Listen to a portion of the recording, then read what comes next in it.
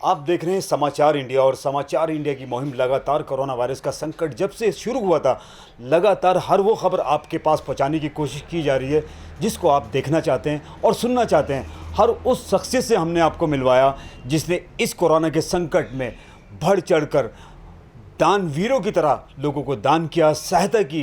कैसा लगा ये सारी आप एक सेवाएं प्रदान करके? एक मैं सरकार से हमारी बड़ी एक दुख दर्द बात है कि सरकार एक जगह बहुत पीछे रही, जिसमें अपनी नाकामियों को छुपा रही है, सब कुछ कर रही है। लेकिन क्या है कि जब राहुल गांधी जी इटली से वापस आए तो माननीय राहुल गांधी जी ने कहा 12 फरवरी मुझे याद है कि उन्होंने कहा कि 12 फरवरी को लॉकडाउन होना चाहिए और इंटरनेशनल फ़्लाइटें बंद होनी चाहिए। लेकिन सरकार के कान पे कोई जूं नहीं सरलाई और ट्रंप का दौरा भी जारी रखा, जिसमें 2000 लोग ट्रंप के साथ आए। वो बाहर से, विदेश से आए और हमारे हिंदुस्तान के अंदर कोरोना कहीं नहीं था। तब के हिंदुस्तान में कोरोना फैलने की वजह आपकी इंटरनेशनल फ़्लाइटें आपकी 23 मार्च तक चलती रही। आपने इंटरनेशनल फ़्लाइटें बंद नहीं की, आपने बाहर का आओ जाओ बंद नहीं किया और उसके ज़िम्मेदार आप जो है एक कौम को या किसी बिरादरी को ठहराते हैं।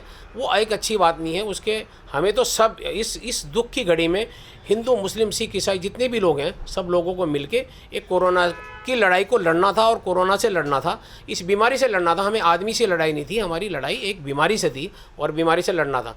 लेकिन सरकार उस जगह फेल नज़र आई कि आपका मध्य प्रदेश की सरकार गिराई। 23 तारीख को मध्य प्रदेश का शपथ ग्रहण समारोह हो रहा है, 22 तारीख को सरकार गिर रही है और आपकी वहाँ कितनी भीड़ हो रही है उस पर कोई ध्यान नहीं है। कहीं आपका बर्थडे मनाया जा रहा है, उस पर कोई ध्यान नहीं है। लेकिन कहीं आपकी फ़्लाइटें चल रही हैं, आपने कोई इंटरनेशनल फ़्लाइटें अगर आप बंद कर देते तो कोरोना हमारे देश में फैलने का बहुत कम चांस होते, क्योंकि कोरोना हमारे यहाँ बाहर से आया, यहाँ से इंडिया में पैदा नहीं हुआ। और आपने एक विपक्ष पार्टी के एक राष्ट्रीय नेता की बात को भी नज़रअंदाज किया, और जबकि माननीय राहुल गांधी जी ने कहा कि लॉकडाउन भी होना चाहिए और ये सारी चीज़ें पहले से होनी चाहिए। लेकिन आप अपने उसमें मस्त रहे और उसके बाद कोरोना फैलता चला। करना अल्लाह ताला ने अगर हमें किसी लायक किया है तो हमें ऐसी परिस्थितियों में, जो कि हमारे मुल्क में जो कोरोना वायरस का जो एक बहुत बड़ा जो वो हो रहा है, तो उससे जूझ रहे हैं लोग और इस बीमारी से पीड़ित हैं। और इस बीमारी को देखते हुए हम लोगों के हक बनता है कि हमें जनता के बीच में जाके जो लोग उस चीज़ के मुस्तहिक हैं और जो लोग ज़रूरतमंद हैं, उनकी ज़रूरत को करने वाला पूरा तो अल्लाह ताला है। लेकिन हम अगर किसी लायक अल्लाह ताला ने किया तो हमें उनकी ज़रूरत को समझते हुए उनकी मदद करनी चाहिए। हकीकत है, सच्ची सेवा ही सबसे बड़ी मानवता है और ख़िदमत खल्क़ से बढ़ के कोई ख़िदमत नहीं हो सकती। क्योंकि जाहिर सी बात है कि दुनिया में एक रिज़्क़ के दाने भी अगर आप अपने ज़ात से किसी को पहुंचाते हैं तो वो एक मकबूल और एक कबूल सवाब होता है। कितनी कैसी चुनौतियों का सामना करना पड़ा, क्योंकि एक तरफ कोरोना का संकट, लॉकडाउन, बहुत सारी स्थितियाँ, और यहाँ का जो आपका क्षेत्र है बहुत बड़ा है। और कहीं ना कहीं आपने ये देखा होगा कि जिस तरीके से जन सेविक और हमारे सरकार द्वारा भी, प्रशासन शासन द्वारा भी बहुत लोगों को मदद की गई। एक मध्यम वर्ग ऐसा वर्ग होता है जो किसी से मांग नहीं सकता और उसको मिलना भी इतना आसान नहीं था, वो भी एक चुनौती बन गया। उसको आपने किस तरीके से देखा? ये आपने बहुत अच्छा सवाल किया है। एक्चुअली क्या है कि जो लोग पीड़ित हैं, कुछ लोग तो ऐसे हैं कि जो किसी के यहाँ जाके मांग सकते हैं और कह सकते हैं कि भाई मेरी मजबूरी है, मेरी आप मदद कीजिए, तो उसकी मदद करना हमारा फ़र्ज़ है। दूसरी बात जो आपने कही कि भाई जो लोग मांग नहीं सकते, वो बहुत लोग हैं कि जो पहले किसी स्थिति में थे, वो पहले इस हालात में नहीं थे।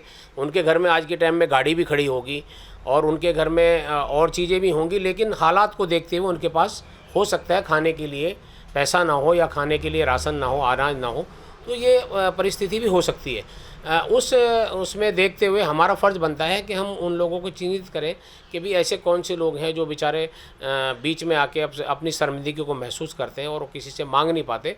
तो हमारा फ़र्ज़ बनता है कि हमें उनको चिन्हित करना चाहिए। कुछ लोगों को हमने चिन्हित किया, कुछ लोगों को हमने देखा, हम लोग गए हैं, हमने जाके देखा है कि भाई वहाँ पे, जैसे हमने ढकरानी में भी गए हम लोग, वहाँ देखा कि उनके छप्पर भी मकान पे नहीं है और हम लोगों ने उन लोगों को, ऐसे लोगों को देना एक सवाब का काम है। और कुछ लोग हमने टिमली में भी, जहाँ जिनकी हस्बैंड के अभी ऊपर कालसी में डेथ हुई 4 लोगों की और 2 लोग और थे उसमें, हमने वहाँ भी भिजवाया। तो हमने जगह जहाँ पे ज़रूरत थी, या माजरा में या और जगह या किसी भी जगह जहाँ पे ज़रूरतमंद लोग थे, हमने वहाँ पे उनको देख देख के राशन पहुँचाने का जितनी हमारे से हो सकता था उतनी हमने मदद की।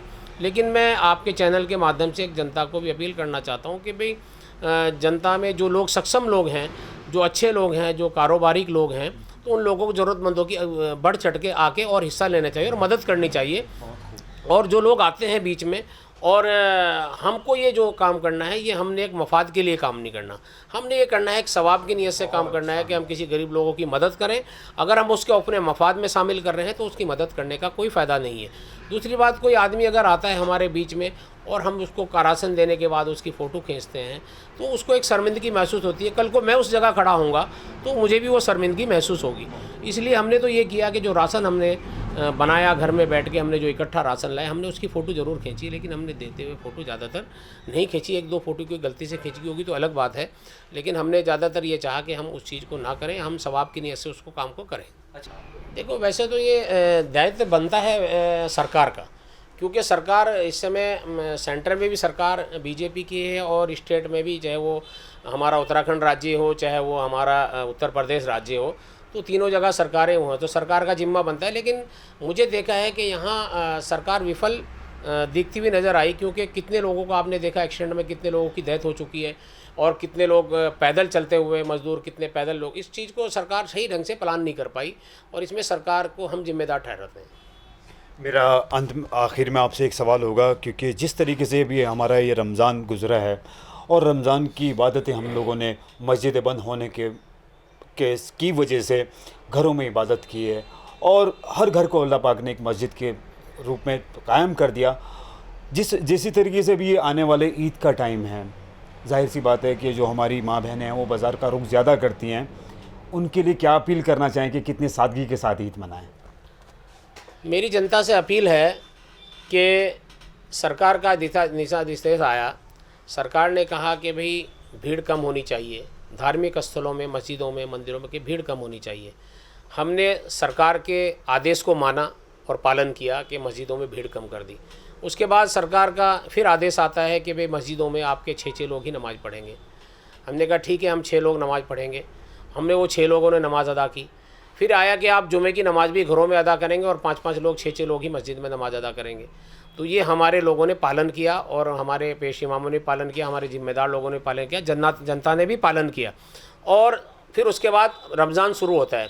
रमज़ान में ये पहला रमज़ान शायद हमारी होश में, क्या हमारे बड़ों की होश में भी पहला रमज़ान है जो बड़ी सादगी से और घरों में हमने तरावी की नमाज़ अदा की और 6-6, 7-7 लोग, जितने लोग घर में थे उन्होंने तरावी की नमाज़ अदा की। कल शब कदर की रात थी, कल भी लोगों ने अपने घर में ही इबादत की। तब के कब्रिस्तान में जाके भी इबादत करते हैं, इसाले सवाब के लिए जाते हैं, अपने मरहूम के लिए, मरहूमीन के लिए, और मस्जिदों में भी इबादत के लिए जाते हैं, नफिल पढ़ते हैं, इसाले सवाब पहुंचाते हैं, अपने लिए मगफिरत की दुआएं करते हैं। लेकिन सब मस्जिदों में ना करके घरों में ही लोगों ने अदा की। ये सब सरकार के सब आदेशों का पालन किया। लेकिन मैं जनता से अपील करना चाहता हूँ कि जब हमने नमाज़ें मस्जिद में अदा नहीं की, घर में अदा की हैं, हमने सादगी से सब चीज़ किए, तो हम ईद को भी बड़ी सादगी से मनाएं और शॉपिंग वगैरह फ़जूल खर्च ना करें, बल्कि जो हम फ़जूल खर्च करना चाहते हैं उनको हम ज़रूरतमंदों पे खर्च करें और वो हम ज़रूरतमंद को ही वो पैसा इस्तेमाल करने के लिए दें कि वो उनकी भी ज़रूरत पूरी हो।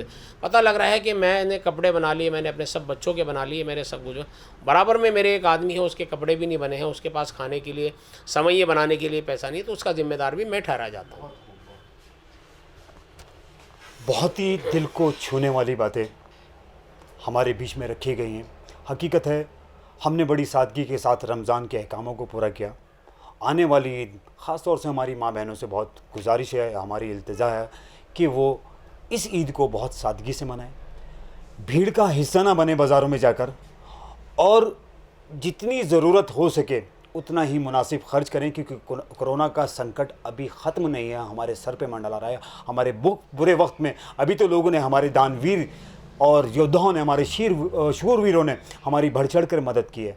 शायद वो कल इतनी बड़ी मदद ना हो पाए जो इस संकट में अब गुजर गए। इसलिए अपना ध्यान रखें, सतर्क रहें, अपने घरों में रहें और सादगी के साथ ईद मनाएं। कैमरा पर्सन अभी के साथ नौशाद सैफी, समाचार इंडिया, खबर से लेकर असर तक।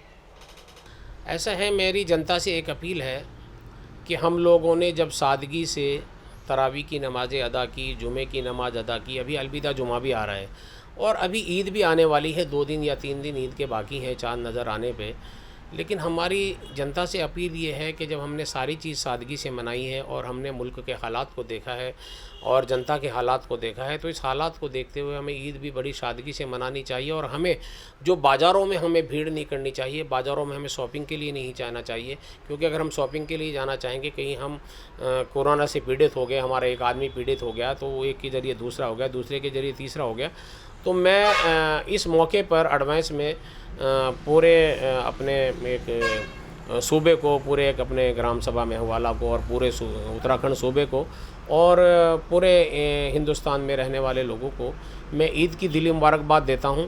और सब लोगों को ईद की बहुत बहुत दिली मुबारकबाद हो, क्योंकि हम लोगों ने रमज़ान के 30 रोज़े रखे और अब उसके बाद ईद तो मनानी है, लेकिन हम ईद भी अपने घरों में ही अदा करेंगे। हो सकता है सरकार का फ़ैसला है कि भाई ईद भी नमाज़ अगर घरों में अदा करने का हो तो घरों में अदा करेंगे, मस्जिदों में अदा करने के लिए होगा तो मस्जिदों में अदा करेंगे। हम सरकार से ये अपनी एक ज़िद नहीं करना चाहते कि भाई हम मस्जिदों में ही नमाज़ अदा करेंगे, लेकिन हम लोग एक बड़ी सादगी के साथ और क्योंकि हम एक बड़ा मैं रात मस्जिदों में देखा कि शब कदर की रात थी और तब भी हमारे 5-6 लोग ही थे, तो हमारे लिए तो एक रोने का विषय है। जो मस्जिदें हमारी वीरान हैं, आज मस्जिदों के अंदर आदमी नहीं है, मस्जिदों के अंदर जो रौनक होनी थी वो नहीं है, तो हम इसीलिए ईद को भी बड़ी सादगी से मनाएंगे और एक दूसरे को फ़ोन पे मुबारकबाद देंगे और ज़्यादातर भीड़ नहीं करेंगे, यही मेरी जनता से अपील है। और बाज़ारों में भी कोई हम भीड़ नहीं लगाएंगे और एक दूसरे से मिलने नहीं जाएंगे। ईद की मुबारकबाद हम फ़ोन पे देंगे और सबको मुबारकबाद, बहुत बहुत दिली मुबारक।